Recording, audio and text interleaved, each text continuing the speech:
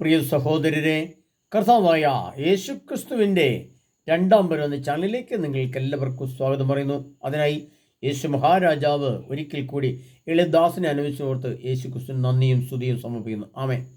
പ്രിയപ്പെട്ടവരെ, ഞാൻ ഈ കഴിഞ്ഞ ദിവസം ഒരു ക്ലാസ് ഇട്ടു. അതിൻ്റെ 1-2 ദിവസം കഴിഞ്ഞിട്ട് ക്ലാസ് എടുക്കാമെന്ന് വിചാരിച്ചുകൊണ്ടിരുന്നപ്പോൾ കർത്താവിൻ്റെ ഒരു ശക്തമായ പ്രേരണയാൽ എന്നോട് ചില കാര്യങ്ങൾ പറയാൻ വേണ്ടി കർത്താവ് ആഗ്രഹിക്കുന്നു. അതിൽ ഏറ്റവും പ്രധാനപ്പെട്ട ഒരു വിഷയത്തെപ്പറ്റി സംസാരിക്കുന്നതിന് വേണ്ടിയാണ് ഞാൻ ഈ വീഡിയോ ചെയ്യുന്നത്. അതായത് കഴിഞ്ഞ 2 മാസം മുമ്പ് എറണാകുളത്ത് വെച്ച് നടന്ന എളിദാസിൻ്റെ ധ്യാന ക്ലാസ്സിൽ നമ്മുടെ പ്രിയങ്കരനായ ഏറ്റവും പ്രധാനപ്പെട്ട ഒരു വ്യക്തിയായ നമ്മുടെ അഡ്വക്കേറ്റ് റസൽ ജോയ് സാറ് ഞാൻ അദ്ദേഹത്തെ ക്ഷണിച്ചു. അദ്ദേഹം വരികയും ധ്യാനത്തിന് അദ്ദേഹം 1 മണിക്കൂർ മിച്ചം സമയം ക്ലാസ് എടുക്കുകയും ചെയ്തു, ധ്യാന ക്ലാസ് എടുക്കുകയും ചെയ്തു. അതിലദ്ദേഹം ഞാൻ ആ വീഡിയോയുടെ ചില ഭാഗങ്ങൾ ഞാൻ യൂട്യൂബിൽ ഇട്ടിരുന്നു, എൻ്റെ ചാനലിൽ ഇട്ടിരുന്നു. നിങ്ങളതൊക്കെ കണ്ടിട്ടുണ്ടാവും. പ്രിയപ്പെട്ടവരെ, ഞാനൊരു പ്രധാനപ്പെട്ട കാര്യം പറയുന്നതിന് വേണ്ടിയിട്ടാണ് ഞാൻ ഇപ്പോൾ ഈ വീഡിയോ ചെയ്യുന്നതും പറഞ്ഞല്ലോ. അതിലേറ്റവും പ്രധാനപ്പെട്ട ഒരു സംഭവം എന്ന് പറയുന്നത്, നമ്മൾ വാർത്ത കേട്ടപ്പോൾ നേപ്പാളിൽ തിബറ്റിലൊക്കെ സംഭവിച്ച കാര്യങ്ങൾ നമ്മൾ കാണുകയാണ്.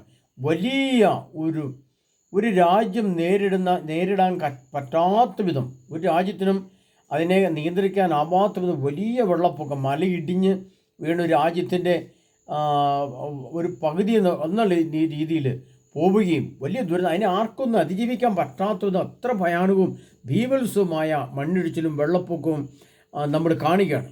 ആയിരക്കണക്കിന് ആളുകൾ മരിച്ചതും ഒരുപാട് സ്ഥലങ്ങൾ നഷ്ടപ്പെട്ടതും ഒക്കെ നമ്മൾ ഇപ്പോൾ കാണുകയാണ്, ഇവിടെ ഇരുന്ന് കാണുകയാണ്. പ്രിയപ്പെട്ടവരെ, ഇത് ഞാൻ ഊന്നി പറയാൻ കാരണം എന്താണെന്ന് ചോദിച്ചാൽ, നമ്മുടെ അഡ്വക്കേറ്റ് റസൽ ജോയ് സാറ് ഞങ്ങൾക്ക് വേണ്ടി ക്ലാസ് എടുക്കാൻ വന്നപ്പോൾ പറഞ്ഞത്, അതുപോലെ എന്ന് പറയേണ്ട കാര്യമില്ല, അദ്ദേഹം പറഞ്ഞത് മുല്ലപ്പെരിയാർ എന്ന ആ അണക്കെട്ട് പൊട്ടിയാൽ കേരളത്തിൻ്റെ സമ്പൂർണ്ണ നാശം എന്നാണ് അദ്ദേഹം പറഞ്ഞിരിക്കുന്നത്. അത് 1-2 ആളുകളോ 5, 10, 10,000, 1 ലക്ഷം 2 ലക്ഷം ആളുകളല്ല കേരളത്തിൽ മരിക്കുന്നതെന്നും കേരളത്തിൻ്റെ നല്ല ഒരു ശതമാനം ഭൂപ്രദേശം നഷ്ടമാകുമെന്നും അതോടുകൂടി കേരളം 2 രാജ്യം പോലെ, 2 ജില്ല പോലെ അത് വേർതിരിയുമെന്നും കേരളത്തിൽ നടുക്കൂടെ വലിയൊരു നദി പോലെ ഉണ്ടായി വലിയ വിള്ളലുകളും വലിയ പാലങ്ങളുടെയൊക്കെ തകർച്ച, റെയിൽവേ പാളങ്ങൾ ഒലിച്ചു പോവുക, റെയിൽ റോഡ് ഗതാഗതങ്ങൾ സ്തംഭിക്കൽ ഇല്ലാതെയാവുക, ലക്ഷക്കണക്കിന് ആളുകൾ മരിക്കുക എന്നീ ഈ വിഷയങ്ങളെക്കുറിച്ചൊക്കെ വ്യക്തമായിട്ട് റസൽ ജോയ് സാർ ഞങ്ങളെ ക്ലാസ് എടുക്കുകയും പഠിപ്പിക്കുകയും ചെയ്തു. അതുകൂടാതെ അദ്ദേഹം പറഞ്ഞത്, അദ്ദേഹം നല്ലൊരു യേശുക്രിസ്തു വിശ്വാസിയാണ്. അദ്ദേഹത്തിൻ്റെ എല്ലാ ശുശ്രൂഷകളും പ്രാർത്ഥനകളും യേശുക്രിസ്തുവിനെ മുമ്പിൽ നിർത്തിക്കൊണ്ടാണ് അദ്ദേഹം തൻ്റെ ശുശ്രൂഷകൾ മുന്നോട്ട് കൊണ്ടുവന്നത്. അപ്പോൾ അദ്ദേഹത്തിൻ്റെ ആ ക്ലാസ് കേട്ടപ്പോൾ എനിക്ക് കുറേ കാലമായിട്ട് ഇങ്ങനെ ഒരു ചിന്ത വരികയാണ്. അദ്ദേഹത്തിന് നമ്മൾ ആവശ്യമായ പ്രോത്സാഹനമോ സ്നേഹമോ ബഹുമാനമോ അംഗീകാരമോ ആരും കൊടുത്തതായിട്ട് എനിക്ക് കാണാൻ കഴിയുന്നില്ല. കാരണം, ഞാനത് ഏറ്റു പറയാൻ കാരണം, ഈ മുല്ലപ്പെരിയാർ വിഷയത്തെക്കുറിച്ച് ഇത്ര ആധികാരികമായി പഠിച്ച ഒരു വ്യക്തി കേരളത്തിലുണ്ടോ എന്ന് തന്നെ എനിക്ക് സംശയമാണ്. ഇത്രമാത്രം വ്യക്തമായിട്ട് അതിൻ്റെ ഘടനയെക്കുറിച്ചും അത് എന്ന് നിർമ്മിച്ചു, അത് എത്ര വർഷം പഴക്കമുണ്ട്, അതിൻ്റെ ഇപ്പോഴത്തെ അവസ്ഥയെന്ത്, ഇനി അതിന് എന്താണ് ചെയ്യേണ്ടത്, ഇനി അതിന് എന്ത് ചെയ്താലാണ് ഈ നമ്മുടെ കേരളത്തിലെ ജനങ്ങൾക്ക് സ്വസ്ഥതയും സമാധാനം കിട്ടുക എന്നിങ്ങനെ അതിൻ്റെ വിവിധ വശങ്ങളെക്കുറിച്ച് വളരെ വ്യക്തമായിട്ട് ആധികാരികമായിട്ടും ശാസ്ത്രീയമായിട്ടും ഘടനാപരമായിട്ടും എൻജിനീയറിംഗ് പരമായിട്ടും ഒക്കെ അതിൻ്റെ ആത്മീയവും ഭൗതികമായ തലങ്ങളെക്കുറിച്ചൊക്കെ വളരെ വിശദമായിട്ട് പഠിക്കുകയും റിപ്പോർട്ടുണ്ടാവുകയും റസൽ ജോയ് സാറ് ഇന്ത്യൻ പാർലമെൻറ്റിൽ കൊണ്ട് അതിനെ അവതരിപ്പിച്ചു, സുപ്രീം കോടതിയിൽ കൊണ്ട് അതിനെ അവതരിപ്പിക്കുന്നു. അതുപോലെ തന്നെ നമ്മുടെ സംസ്ഥാന ഗവൺമെൻറ്റിൻ്റെ മുമ്പിൽ നിയമസഭയിൽ അദ്ദേഹം അതിനാവശ്യമായിട്ടുള്ള കാര്യങ്ങൾ സമർപ്പിക്കുന്നു. അതിനെപ്പറ്റി അനേകം പ്രബന്ധങ്ങൾ തയ്യാറാക്കുന്നു, അനേകം അഭിമുഖ സംഭാഷണങ്ങൾ തയ്യാറാക്കുന്നു. അങ്ങനെ അത് വിദേശത്തും സ്വദേശത്തുമെല്ലാം വളരെയേറെ പ്രാധാന്യം കൊടുത്തുകൊണ്ട് അദ്ദേഹം തൻ്റെ ജീവനും ജീവിതവും വരെ ഈ വിഷയത്തെ ആസ്പദമാക്കി പഠിക്കുകയും പ്രബന്ധങ്ങൾ തയ്യാറാക്കുകയും പ്രസംഗിക്കുകയും അഭിമുഖം ചെയ്തുകൊണ്ട് ഇപ്പോൾ അദ്ദേഹം മുന്നോട്ട് പോവുകയാണ്. എന്നാൽ പ്രിയപ്പെട്ടവർ, നമ്മുടെ കത്തോലിക്ക സഭ ഈ വിഷയത്തിൽ എങ്ങനെ പ്രതികരിക്കുന്നു, അല്ലെങ്കിൽ കത്തോലിക്ക സഭ ഇപ്പോൾ അതിനെ എങ്ങനെ കാണുന്നു, അല്ലെങ്കിൽ സഭയുടെ പിന്തുണ എന്താണ്?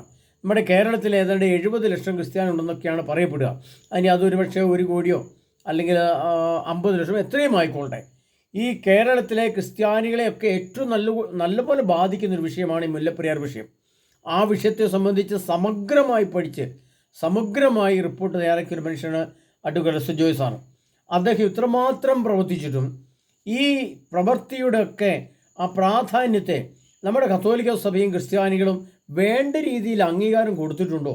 വേണ്ട രീതിയിൽ അതിനോട് ബഹുമാനം കൊടുത്തിട്ടുണ്ടോ? അദ്ദേഹത്തിന് നമ്മുടെ ഒരു 2-3 മെത്രാന്മാരോ അല്ലെങ്കിൽ സഭയിലെ ഭക്തസംഘടനകളോ അല്ലെങ്കിൽ ഷെക്കിന ന്യൂസോ അതും അല്ലെങ്കിൽ പിന്നെ ശാലും ടെലിവിഷനോ ഒക്കെ അദ്ദേഹത്തെ വിളിച്ചു വരുത്തി ഇതിൻ്റെ ആധികാരികത തെളിയിക്കുകയും ചർച്ച ചെയ്യുകയും പഠിക്കുകയും ചെയ്യേണ്ട ആവശ്യകത ഉണ്ടായിട്ടും അതിനാവശ്യമുള്ള അത്ര പ്രോത്സാഹനം കൊടുത്തതായിട്ട് എനിക്ക് കാണാൻ പറ്റുന്നില്ല. കാരണം എൻ്റെ ക്ലാസ്സിൽ ഞാൻ ധ്യാനിപ്പിക്കുന്ന ക്ലാസ്സിൽ അദ്ദേഹം വന്ന് ക്ലാസ് എടുത്തപ്പോൾ അതിനെക്കുറിച്ച് വളരെ വ്യക്തമായി അദ്ദേഹം സംസാരിക്കുകയുണ്ടായി. അതുകൂടാതെ അദ്ദേഹം പറയുന്ന സുവിശേഷം കേട്ടാൽ നമ്മൾ അത്ഭുതപ്പെട്ടു. അദ്ദേഹം നല്ല മനോഹരമായിട്ട് യേശു ക്രിസ്തുവിനെക്കുറിച്ച് സുവിശേഷം പറയുന്ന ഒരു വ്യക്തിയും കൂടെയാണ്. അതവിടെ നിൽക്കട്ടെ. അതിനേക്കാൾ എൻ്റെ ശ്രദ്ധയെ ഏറ്റവും കൂടുതൽ പ്രാധാന്യത്തോടെ ഞാൻ അദ്ദേഹത്തെ ശ്രദ്ധിച്ചൊരു കാര്യം, അദ്ദേഹത്തിൻ്റെ അച്ചടക്കം, രണ്ടാമത്തിൻ്റെ പക്വത, മൂന്നാമത്തെ യേശുവിൻ്റെ വിശ്വാസം, നാലാമത്തെ അദ്ദേഹത്തിൻ്റെ പ്രവർത്തനക്ഷമത, അതിൻ്റെ ആധികാരികമായിട്ടുള്ള സംസാരം എല്ലാം വളരെ പ്രധാനപ്പെട്ട ഈ വിഷയത്തെക്കുറിച്ച് ഇത്രയൊക്കെ സംസാരിച്ച് പ്രവർത്തിച്ചിട്ടും നമ്മുടെ സഭയോ നമ്മുടെ ക്രിസ്ത്യാനികളോ അതിന് ആവശ്യത്തിൽ കൂടുതലുള്ള പ്രാധാന്യം കൊടുക്കേണ്ട ആവശ്യമുണ്ടായിട്ടും ആവശ്യത്തിലുള്ള പ്രാധാന്യം പോലും കൊടുത്തതായിട്ട് എനിക്ക് മനസ്സിലാക്കാൻ കഴിയുന്നില്ല. ഇനി അത് എൻ്റെ കുഴപ്പമാണെന്ന് എനിക്കറിയില്ല. പ്രിയപ്പെട്ടവരെ, അങ്ങനെയാണെങ്കിൽ 70 ലക്ഷം ക്രിസ്ത്യാനികൾ കേരളത്തിലുണ്ടെങ്കിൽ 70 ലക്ഷം ക്രിസ്ത്യാനികളുടെയും ഒരു അഭിപ്രായവും സബ്സ്ക്രൈബും ബെൽ ബട്ടൺ അമർത്തുക എന്നൊക്കെ പറഞ്ഞാൽ അതുപോലെ അങ്ങനെ ലൈക്ക് ചെയ്തുകൊണ്ട് ചെയ്യേണ്ടതാണ്. എന്നാൽ എത്ര ക്രിസ്ത്യാനികൾ ഇതിന് പ്രാധാന്യം കൊടുത്തുകൊണ്ട് സംസാരിച്ചിട്ടുണ്ട്? കാരണം നമ്മുടെ എല്ലാം ക്രിസ്ത്യാനികളുടെയും ക്രിസ്ത്യാനി എന്ന് മാത്രമല്ല കേരളത്തിലെ ഹിന്ദു, ക്രിസ്ത്യൻ, മുസ്ലിങ്ങളെ മുഴുവനും ജീവനെ ബാധിക്കുന്ന ഒരു ജീവൻ മരണ പോരാട്ടമായി ഈ പ്രശ്നം ഏറ്റെടുക്കേണ്ട സ്ഥാനത്ത് അതിന് പ്രാധാന്യം കൊടുത്തതായിട്ട് കാണുന്നത് എനിക്ക് തോന്നിക്കുന്നില്ല. പ്രിയപ്പെട്ടവർ, അതുകൊണ്ട് എനിക്ക് ഈ വിഷയത്തെപ്പറ്റി വളരെ വ്യക്തമായിട്ട് നിങ്ങളോട് പറയാനുള്ളത്, നാം ഇനിയെങ്കിലും നമ്മുടെ കണ്ണ് തുറന്നേ പറ്റൂ. ക്രിസ്ത്യാനി ക്രിസ്ത്യാനി ക്രിസ്ത്യാനി എന്ന് പറഞ്ഞ് അന്ധമായ സഭാവിശ്വാസവും അന്ധമായ ചില കാഴ്ചപ്പാടുകൊണ്ട് പോകേണ്ട ഒരാളല്ല ക്രിസ്ത്യാനി എന്ന് പറയുന്നത്. ക്രിസ്തു എത്രമാത്രം വിശുദ്ധിയുടെയും ജ്ഞാനത്തിൻ്റെയും ഉറവിടമായിരുന്നു, ക്രിസ്തു എത്രമാത്രം സമൂഹത്തെയും ജനങ്ങളെയും സ്നേഹിച്ചിരുന്നു, അതുപോലെ നാം മറ്റുള്ളവരെ സ്നേഹിക്കുകയും മറ്റുള്ളവർക്ക് സേവനം ചെയ്യുകയും മറ്റുള്ളവരുടെ ജീവനെയും സ്വത്തിനെയും സംരക്ഷിക്കാനുള്ള കടമയും ഉത്തരവാദിത്വം ക്രിസ്ത്യാനികൾക്കും സഭയ്ക്കും ദൈവം കൊടുത്തിട്ടുണ്ട്. അതുകൊണ്ടാണ് പത്രോസ്, നീ പാറയാവുന്നു, ഈ പാറമേൽ ഞാൻ എൻ്റെ സഭ സ്ഥാപിക്കുമെന്ന് പറഞ്ഞുകൊണ്ട് യേശു ക്രിസ്തു പത്രോസിൻ്റെ ശിരസിലേക്ക് തൻ്റെ ഉത്തരവാദിത്വവും സ്നേഹവും പകർന്നു കൊടുത്തത്. ആ പകർന്നു കൊടുക്കപ്പെട്ട ആ സഭ ഇന്ന് ഈ സഭയുടെ തന്നെ നല്ലൊരു ശതമാനം ക്രിസ്ത്യാനികളെയും സമൂഹത്തെയും കേരളത്തെയും ബാധിക്കുന്ന പ്രശ്നമായിട്ടും അതിന് അർഹമായ ഒരു സ്ഥാനം കൊടുത്തതായിട്ട് എനിക്ക് തോന്നുന്നില്ല. അല്ലെങ്കിൽ അങ്ങനെ കുറേ മെത്രാന്മാരുടെയോ അല്ലെങ്കിൽ സഭാവിശ്വാസികളുടെയോ അല്ലെങ്കിൽ ഇടവകളിൽ പാരീഷ് കൗൺസിൽ പോലുള്ള സംഘടനകളുടെ അല്ലെങ്കിൽ ആ സംവിധാനത്തിലൊക്കെ അദ്ദേഹത്തെ വിളിച്ചു വരുത്തി അതിൻ്റെ കാര്യങ്ങൾ പഠിക്കാൻ സഭയ്ക്ക് കടമയുണ്ട്, ക്രിസ്ത്യാനികൾക്ക് കടമയുണ്ട്. കാരണം നമ്മുടെ ജീവനെ ബാധിക്കുന്ന പ്രശ്നമാണിത്. കേരളത്തിൽ മുല്ലപ്പെരിയാർ പൊട്ടിയാൽ എന്തു സംഭവിക്കുന്നതിനെ പറ്റി വളരെ വ്യക്തമായി അദ്ദേഹം സംസാരിച്ചിട്ടുണ്ട്. അതിൻ്റെ ചിത്രങ്ങൾ അദ്ദേഹം കാണിച്ചിട്ടുണ്ട്. ഇപ്പോൾ നമുക്കറിയാം നേപ്പാളിലും ടിബറ്റിലും ഒക്കെ സംഭവിക്കുന്നത് എന്താണ് അവിടെ സംഭവിച്ചാൽ അവിടുത്തെ മണ്ണിടിച്ചിലും മലയിടിച്ചിലുമല്ല ഒരു ജില്ല തന്നെ ഇളകി പോകുന്നതായിട്ട് എത്രയോ ആയിരക്കണക്കിന് മനുഷ്യർ മരിച്ചതായിട്ട് നമ്മൾ കാണുകയാണ്. അപ്പോൾ മുല്ലപ്പെരിയാർ പൊട്ടിയാൽ കേരളം 2 കഷ്ണമായി മാറും. ലക്ഷക്കണക്കിന് മനുഷ്യരുടെ ജീവനും സ്വത്തും നശിച്ചു പോകും. റെയിൽ ഗതാഗതം പിന്നെ എത്ര വർഷങ്ങൾ കഴിഞ്ഞാലാണ് പിന്നെ റെയിൽ ഗതാഗതം പുനഃസ്ഥാപിക്കാൻ കഴിയുക? കാരണം അതെല്ലാം ഒലിച്ചു പോകും. റോഡുകൾ, നാഷണൽ ഹൈവേകളെല്ലാം ഇല്ലാതെയായി പോകും. ലക്ഷോപലക്ഷം ജനങ്ങളുടെ വീടും ജീവനും സ്വത്തും നഷ്ടപ്പെടും. അതിൻ്റെ തിരയിളക്കം എവിടെയൊക്കെ ബാധിക്കുമെന്ന് റസൽ ജോയ് സാർ വ്യക്തമായിട്ട് പഠിപ്പിച്ചിട്ടുണ്ട്. അദ്ദേഹം അത് ആധികാരികമായിട്ട് പഠിച്ച് സമൂഹത്തെ അറിയിച്ചിട്ടുണ്ട്. പക്ഷേ അദ്ദേഹത്തിന് വേണ്ടൊരു പ്രോത്സാഹനം, അദ്ദേഹത്തിന് വേണ്ടതിൽ കൂടുതൽ പ്രോത്സാഹനം, സ്നേഹം കൊടുക്കേണ്ട ഉത്തരവാദിത്വം നമുക്കുണ്ടായിട്ടും നാം അതിനെ എപ്രകാരമാണ് സ്വീകരിച്ചിരിക്കുന്നതിൽ ഈ ചിന്തിക്കേണ്ട സമയമാണ് പ്രിയപ്പെട്ടവരെ. കാരണം ഇപ്പോൾ നമ്മൾ കാണുന്നുണ്ട് വെള്ളപ്പൊക്കത്തിൻ്റെ ഒരു വലിയ ദുരന്തത്തിൻ്റെ വാർത്ത കേട്ടുകൊണ്ടാണ് ഞാൻ നിങ്ങൾക്ക് ഇത്രയും ആ ദുരന്ത വാർത്ത കേട്ടതുകൊണ്ടാണ് ഞാൻ ഇത്രയും മാത്രം തീക്ഷ്ണമായിട്ട് നിങ്ങളോട് സംസാരിക്കാൻ കാരണം ഇത്രമാത്രം ജീവനെയും ജീവിതത്തെയും മുല്ലപ്പെരിയാർ വിഷയത്തിന് വേണ്ടി സമർപ്പിച്ചൊരു വ്യക്തി കേരളത്തിലുണ്ടെന്ന് എനിക്ക് തോന്നുന്നില്ല. അഡ്വക്കേറ്റ് റസൽ ജോയ് സാറ് ചെയ്യുന്ന ഈ സ്തുത്യർഹമായ ഈ സേവനത്തിനും അദ്ദേഹത്തിൻ്റെ പ്രവർത്തനങ്ങൾക്കും ഞാൻ എൻ്റെ രണ്ടാമതൊരു ചാനലും ഈ ചാനലിനോട് ബന്ധപ്പെട്ട മറ്റ് പ്രോത്സാഹനം തരുന്ന എല്ലാ വ്യക്തികളുടെയും നാമത്തിൽ ഞാൻ അദ്ദേഹത്തിന് വേണ്ടുന്ന പ്രോത്സാഹനവും സ്നേഹവും ബഹുമാനവും കൊടുക്കാൻ ആഗ്രഹിക്കുകയാണ്. അതിനാൽ പ്രിയപ്പെട്ടവരെ, നമ്മൾ അദ്ദേഹത്തിന് ആവശ്യം കൂടുതൽ സ്നേഹം കൊടുക്കണം, ബഹുമാനം കൊടുക്കണം. അദ്ദേഹത്തിന് സാമ്പത്തികമായിട്ട്, ഞാൻ വ്യക്തിപരമായിട്ട് പറയുകയാണ്, അദ്ദേഹം ആവശ്യപ്പെട്ടതല്ല, ഒരിക്കലും അദ്ദേഹം ആവശ്യപ്പെട്ടിട്ടില്ല. അദ്ദേഹത്തിന് ആവശ്യമുള്ളത്ര പണം നമ്മൾ അയച്ചുകൊണ്ട് അദ്ദേഹത്തിന് അക്കൗണ്ടിലേക്ക് പൈസ ഇട്ട് കൊടുത്തുകൊണ്ട്, ധാരാളം പൈസ ഇട്ട് കൊടുത്തുകൊണ്ട് അദ്ദേഹത്തെ പ്രോത്സാഹിപ്പിക്കേണ്ട കടമ നമുക്കുണ്ട്.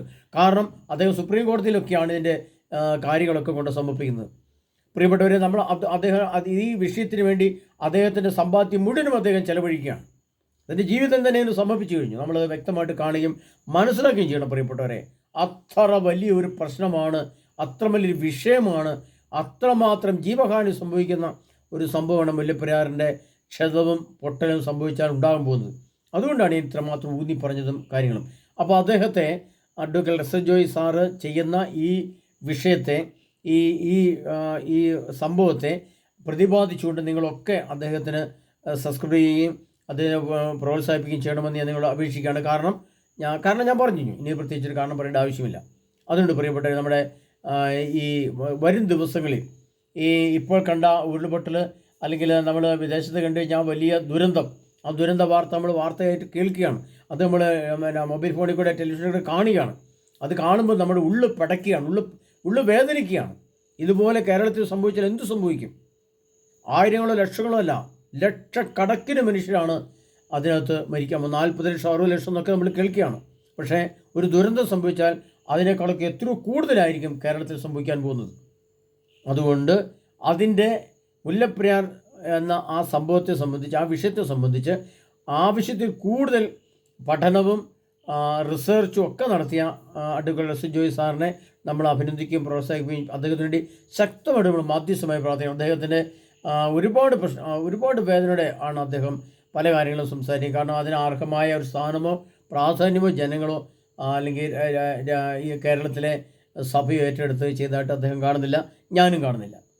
അതുകൊണ്ടാണ് ഈ വിഷയത്തെ വ്യക്തമായിട്ട് മനസ്സിലാക്കിക്കൊണ്ട് ഞാൻ ഈ വിഷയത്തെ സംബന്ധിച്ച് ഇത്രമാത്രം ഒരു വീഡിയോ ചെയ്യാൻ തന്നെ കാരണം അതാണ്.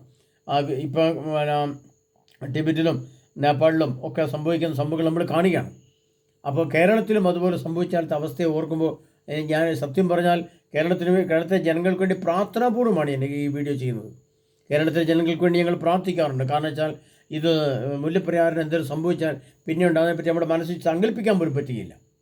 അതുകൊണ്ട് പ്രിയപ്പെട്ടവരെ, നമ്മുടെ ഈ രണ്ടാം വരുന്ന ചാനലും അദ്ദേഹത്തിന് ആവശ്യമുള്ള പ്രോത്സാഹനവും സ്നേഹവും കൊടുക്കാൻ ഞാൻ തീരുമാനിച്ചിരിക്കുന്നു. അതുകൊണ്ടാണ് എൻ്റെ ചാനലിൽ അദ്ദേഹത്തെ ഊന്നി പറഞ്ഞുകൊണ്ട് ഞാൻ ഈ ക്ലാസ് അതിന് ആവശ്യമായ എല്ലാ പ്രോത്സാഹനവും പ്രാർത്ഥന നൽകി അദ്ദേഹത്തെ അനുഗ്രഹിക്കണമെന്ന് ഞങ്ങൾ ആവശ്യപ്പെട്ടിട്ടുണ്ട്. ഈ സംഭവത്തെ നിങ്ങളുടെ ഹൃദയത്തിൽ ഏറ്റെടുക്കണമെന്ന് പറഞ്ഞുകൊണ്ട് നമ്മെല്ലാവരും സമൃദ്ധമായി അനുഗ്രഹിക്കുമാറട്ടെ. യേശു ക്രിസ്തു നമ്മെല്ലാവരും സമൃദ്ധമായി അനുഗ്രഹിക്കുമാറട്ടെ. ആമേൻ.